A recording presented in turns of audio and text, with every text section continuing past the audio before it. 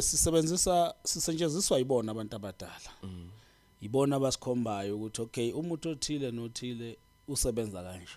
Lento ibesigcina kuwe sekuyinto oyifundile uyazi ukuthi mangithatha umaguqu ngithatha usiphahluka ngithatha indlabaloyi kusho ukuthi njengoba ngisuke ngihlanganisa leyo nto leyo ngihlanganisa into eyokwenza lo msebenzi. Umuthi sithi mase siwakhile ungasabi umuthi. Yes sokuba into espirit nje. That's why sikhona ukukhuluma nayo. Ufike wena ungithole ngikhuluma nemithi yami ucabanga ukuthi sezila seziyangishiya.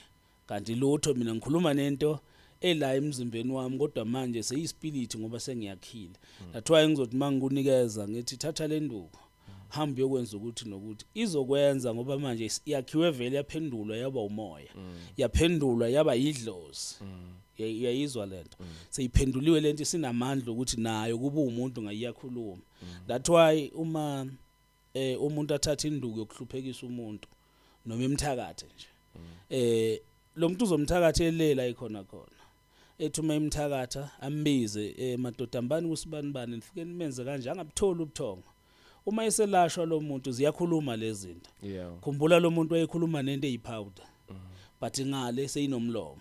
Isiyakhuluma ukuthi mina ngasuka kubani kwenzakalani kwakwenze njani ubani wathi ngizokwenzani.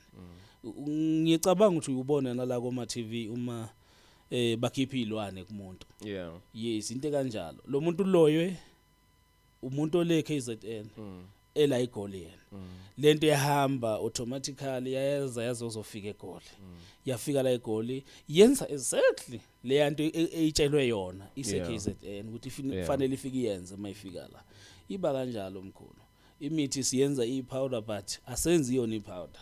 Sizama ukubamba le formula yespirit ukuthi okay spirit kumele sibe kanje bese sithi ke sesiyazikhipha. Ngiyifunyana ke kwanje. Yeah.